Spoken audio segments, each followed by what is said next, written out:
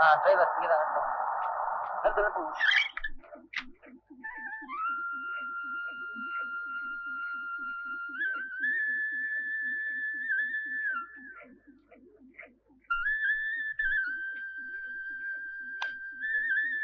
நீங்க போலாம். இதான் அங்க ஒரு பஸ் பிடிச்சு வந்தா ரொம்ப லேட் ஆகும். அதனாலதான் லாரில கூட்டி வந்தேன். தப்பா நினைக்காத. அதனால என்னங்க, பரவாயில்ல. இப்படி ஒரு சாதாரண கிராமம் என் சொந்த ஊரா இருக்கும்னு நீ எதிர்பார்க்க மாட்ட. இன்னும் நீ எதிர்பார்க்காத விஷயங்கள் நிறைய இருக்கு. வா.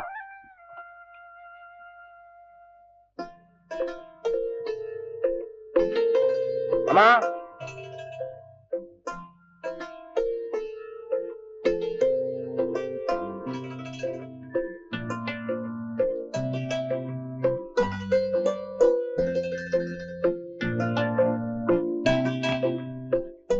என் கல்யாணத்தை பத்தி நான் எழுதின கடிதம் கிடைச்சதாமா?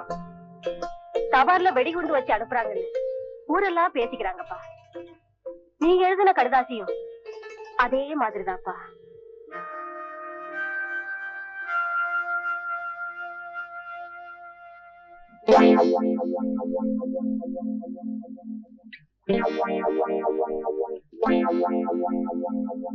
ஏமா அங்கே நிக்கிறீங்க? வாங்க.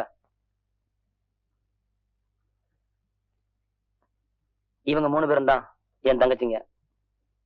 கல்யாணம் ஆகாத தங்கச்சிங்க. இவங்கதான் அண்ணியா? நம்ம கிராமத்து பொண்ணு மாதிரி தான் இருக்காங்க. அண்ணி மெட்ராஸ் உடனே என்னவோ ஸ்ரீதேவி மாதிரி இருப்பாங்கல்ல நினைச்சேன். ஏய், அண்ணா ஒண்ணும் மிதுன் சக்கரவர்த்தி இல்ல. இந்த அண்ணனுக்கு இந்த அண்ணி போதும். ஏன் நீ எங்கே நிக்கிறீங்க? உள்ள வாங்க. கூப்பிட வேண்டியவங்க கூப்பிட்டா நான் என்ன வரமாட்டேன்னு சொல்றேன். ஓ, மாமியார் மெச்சுற மருமகளா இருக்கணும்னு அண்ணி ஆசைப்படுறாங்க. அம்மா, அண்ணிய உள்ள வர சொல்லுங்கம்மா. வாமா, உள்ள வா.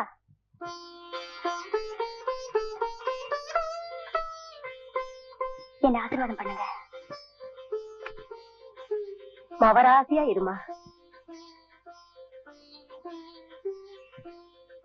ஏண்டி விசாலா, நம்ம மரகத மாமாவன் ஒரு பட்டணத்து பொண்ண கல்யாணம் பண்ணிட்டு வந்திருக்கானே, பாத்தியா?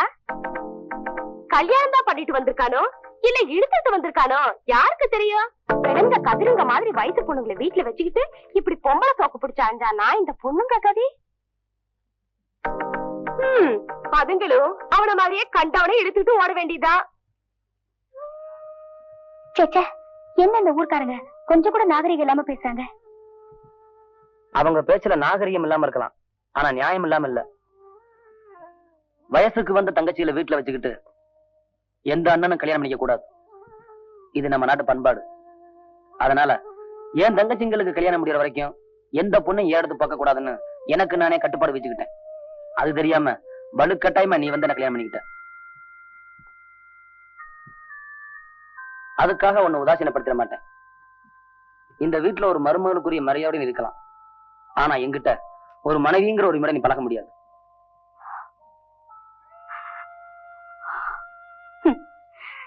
நானும் ஆம்பளை சுகத்துக்கு ஆசைப்பட்டு உங்களை கல்யாணம் பண்ணிக்கல. மனசுக்கு பிடிச்சவருக்கு மனைவி ஆகணுங்கிற எண்ணத்துலதான் தாலியை கட்டிக்கிட்டு இப்ப சொல்றேன், உங்க கடமை முடியிற வரைக்கும் உங்க கட்டளை எனக்கு சொந்தம் இல்ல. நீங்க கட்டி இருக்கிற தாலி ஒண்ணுதான் சொந்தம். Very bad, very bad. கட்டின புருஷனை பக்கத்துல வச்சுட்டு என்ன கன்னியாவே வாழதா? பைத்தியக்காரத்தனமால இருக்குது. அவன் தங்கச்சிகளுக்கு கல்யாணம் ஆகாது என்ன பெரிய தேசிய பிரச்சனையா? இரு பாரு, நான் எதுக்குமா இருக்கேன். எல்லாத்துக்கும் மாப்பிளை பார்த்து நான் கல்யாணத்தை முடிச்சு வச்சிடுறேன். போ, நீங்க 2 பேரும் ஜாலியா இருங்க, போங்க. சாரி மம்மி, உங்க உதவி அவர் ஒரு காலம் ஏத்துக்க மாட்டாரு. தான் கடமையை தானே செஞ்சு முடிக்கணுங்கிற ஒரு லட்சியம் உள்ளவர். Very good, very good. ஆனாலுக்கு ஒரு லட்சியத்தை வச்சுட்டு மொத்தத்துல ஏன் உயிரை வாங்குறீங்க? லட்சியக்காரர் அங்க சொல்லிட்டாரு, வந்துட்டா லட்சிய மனைவி இங்க பேசுறதுக்கு. எவ்வளவு நாளைக்கு தாண்டி இந்திய மனைவிகள் கொத்த அடிமைகளா வாழ போறீங்க? இது அடிமைத்தனம் இல்ல மம்மி, கண்ணுக்கு தெரியாத ஆணிவேர். மண்ணுக்கு கீழே இருந்து மரத்தை தாங்கிட்டு இருக்கே, அப்படி ஒரு தியாக வாழ்க்கை. தாலிய பாத்திர கூடாதே, அப்படியே தத்துவங்களா உதுத்துருவீங்களே மம்மி. சரி சரி சரி, எப்படியோ உன் புருஷனுக்கும் உனக்கும் பிரச்சனைகள் எல்லாம் தீரணும். அதுக்கு என்னாலான உதவியை செய்யறதுக்கு நான் எப்பவும் தயாரா இருக்கேன். அடுத்தது அப்புறம் ஒரு விஷயம் மம்மி, நாங்க வேற ஒரு வீடு பார்த்திருக்கோம். என்னம்மா நீ இவ்வளவு பெரிய வீடு இருக்கும்போது நீயும் அவரும் தனியா? என்ன இப்படி தனியா விட்டுட்டு? 1000 தான் இருந்தாலும் கல்யாணம் ஆனதுக்கு அப்புறம் ஒரு பொண்ணு தாய் வீட்டுல இருக்கிறது நாகரிகம் இல்ல. அது மட்டும் இல்ல மம்மி, கிராமத்துல இருந்து அவங்க அம்மாவையும் தங்கச்சிகளையும் இங்கே கொண்டு வந்து வச்சுக்கிட்டா மாப்பிள்ளை பாக்குறதுக்கும் கல்யாணம் பண்றதுக்கும் சௌகரியமா இருக்கும்னு நான் தான் சொன்னேன். அதுக்கு அவரும் சம்மதிச்சிட்டாரு. நாளைக்கு அவங்க எல்லாம் இங்க வரப்போறாங்க. நீ ரொம்பவே மாறி போயிட்டம்மா.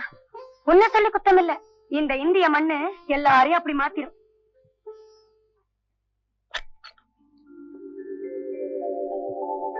செண்பகா, மல்லிகா, எழுந்துருங்கம்மா. மணி 5 ஆச்சுல.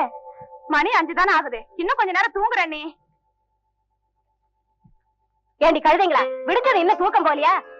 எந்திரிங்கடி, எந்திரிங்க, எந்திரிங்கடி. மெட்ராஸ் வந்ததும் இவங்க எல்லாம் சோம்பேறி ஆயிட்டாங்க. எல்லாம் உன்னாலதாமா. இவங்களை எல்லாம் ஒரு வேலையும் செய்ய விடாம எல்லாத்தையும் ஓன் தலையில போட்டுக்கிறேன். அதனால என்ன, யார் செஞ்சா என்ன? இந்தாங்க காஃபி. படுக்கையை விட்டு எந்திரிச்சதும் காஃபி குடுத்து வச்சு விழுங்க. இல்லையா இப்படிப்பட்ட அண்ணி கிடைப்பாளா? இந்தாங்க காஃபி. தேங்க்ஸ். பொண்டாட்டிக்கு கூடவா தேங்க்ஸ்? மன்னிக்கணும், இன்னும் நான் அவனை மனசார மனைவி ஏத்துக்கல இல்லையா, அதான் வாய் தவறி. அப்புறம் ஒரு விஷயம், பேப்பரை போட்டுட்டு டியூஷன் சொல்லிட்டு பழைய ஞாபகத்துல நேரம் ஆபீஸ் போயிடாதீங்க. வீட்டுக்கு வாங்க, டிஃபன் சாப்பிட்டுட்டு 2 பேரும் ஒன்னா போலாம்.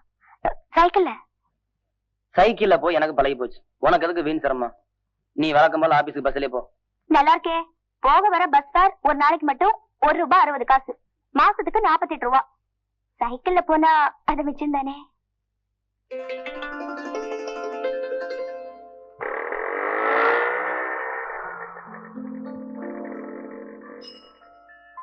சேஞ்ச் நீயே வச்சுக்கப்பா. Thanks sir.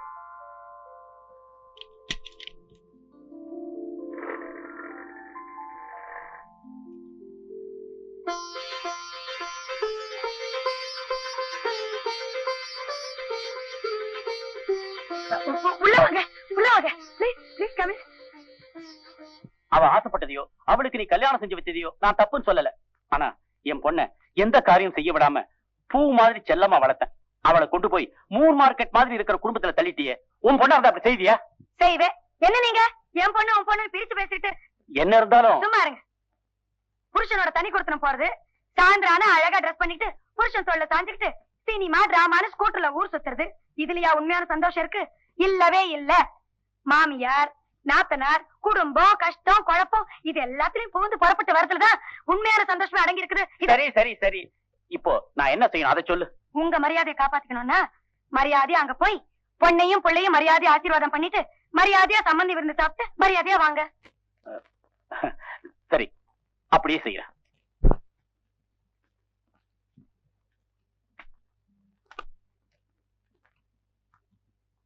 இந்தாங்க. என்ன இது? என்னோட சம்பளம். மன்னிக்கணும், இத வாங்கிக்கிற உரிமை இன்னும் எனக்கு வரல. நான் உங்க கஷ்டத்துல பங்கெடுத்துக்கணும்னு ஆசைப்படல, உங்க கஷ்டத்துல பங்கெடுத்துக்கணும்னு நினைக்கிறேன். அந்த உரிமை கூட எனக்கு தரக்கூடாதா? இதுதான் எல்லைன்னு தீர்மானிச்சதுக்கு அப்புறம் அதை தாண்டி ஒரு அடி எடுத்து வச்சாலும் அந்த எல்லைக்கு மரியாதை இல்ல. சரி, இது என் சம்பளமா ஏத்துக்க வேணாம். இந்த வீட்டுல நான் தங்கி இருக்கேன், 3 வேளையும் சாப்பிடுறேன். அதுக்கு கொடுக்கற பணமா நினைச்சு இந்த பணத்தை வாங்கிங்க. அதுக்கு பதிலா தான் அந்த வீட்டை நீ மாடா உழைக்கிறியே. ஒரு வேலைக்காரிய வச்சா அவளுக்கு கொடுக்கற சம்பளத்தை விட உன் சாப்பாடு செலவு ஒண்ணும் அதிகமா இல்ல. என்னங்க, இதையும் அதோட வச்சுக்கோங்க, நான் அப்புறமா வாங்கிக்கிறேன்.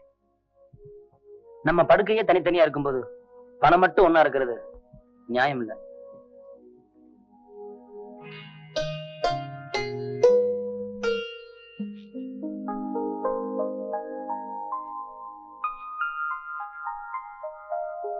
சாவித்ரி, சாவித்ரி.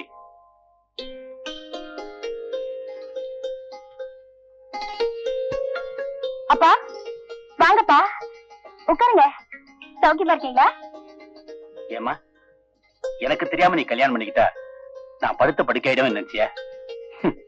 எதையும் தாங்க இதையும் வேணும் சொன்னாங்களே, அது பெண்ணை பெத்தவங்களுக்கு தாமா. என்ன மன்னிச்சிருங்கப்பா, ஒரு வகையில நான் உங்களை அவமானப்படுத்திட்டேன். நானோ, நீ ஏமா ஃபீல் பண்ற? நல்ல காரியம் தான் நடந்திருக்கு. கையை நீட்டு. ஏன்பா? நீட்டு சொல்ற. இத பாத்தியா? இதெல்லாம் உன் கல்யாணத்துக்காக சேர்த்து வச்சிருந்த நகைகள், பணம். இதெல்லாம் கொடுத்து போலாம் தான் வந்தேன். இத கொண்டு போய் மாப்பிள்ளை கொடு. என்ன மனைவியா ஏத்துக்காதவரு, என் சம்பள பணத்தை ஏத்துக்காதவரு இதை மட்டும் ஏத்துக்க போறாரான்னு நிச்சயமா ஏத்துக்க மாட்டாரு. என்னம்மா யோசனை பண்ற? ஐயா தரங்கப்பா. ஏம்மா? தரங்களே. இதெல்லாம் உங்ககிட்டயே இருக்கட்டும். எதுக்குமா? அது வந்துப்பா, அவருக்கு 3 தங்கச்சிங்க இருக்காங்க. இதெல்லாம் அவர்கிட்ட கொடுத்துட்டா இந்த நகையெல்லாம் அவங்களுக்கு போட்டு இந்த பணத்திலேயே அவங்களுக்கு கல்யாணம் பண்ணிடுவாரு. எனக்கு யூஸ் ஆகாது இல்லையா? அதனால 3 தங்கச்சிகளுக்கும் கல்யாணம் பண்ணி முடிச்சதுக்கு அப்புறம் கொண்டு வந்து கொடுங்க, நான் வாங்கிக்கிறேன். என்னம்மா அது? மாப்பிள்ளையோட தங்கச்சிகளுக்கும் உனக்கும் எந்தவித சம்பந்தம் இல்லாம மாதிரி பேசுற. இதனால அவங்களுக்கு கல்யாணம் ஆச்சுன்னா அது உனக்கு புண்ணியம் தானே? என்ன சாவித்திரி, எனக்கு மகளா பிறந்துட்டு எப்ப நீ இப்படி ஒரு சுயநலக்காரியா மாறின? புண்ணியம் என்னப்பா புண்ணியம்? கடைசி காலத்துல காசிக்கு போய் கங்கையில ஒரு முழுக்கு போட்டுட்டு வந்தா புண்ணியம் தானா வந்துட்டு போகுது. சரி, நீங்க போய் கையை அனுப்பிட்டு வாங்க, சாப்பிட போலாம். பரவாயில்லம்மா, இதெல்லாம் நீ வாங்கிக்கிற வரைக்கும் உன் வீட்டுல கையை நினைக்கிறது அவ்வளவு நல்லா இருக்காது. நான் வரேம்மா. சாவித்ரி, மாப்பிள்ளைய விசாரிச்சுன்னு சொல்லுமா.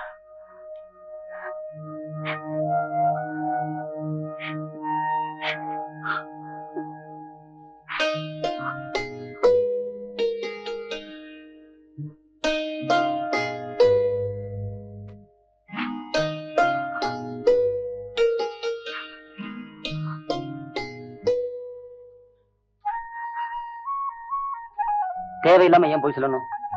வீணா அவனை கெட்ட பேர். நான் என்ன அக்னி பிரவேசமா பண்ணிட்டேன்? அட்லீஸ்ட் ஒரு போய் என் புருஷனுக்காக நான் அதை கூட சொல்லக்கூடாதா?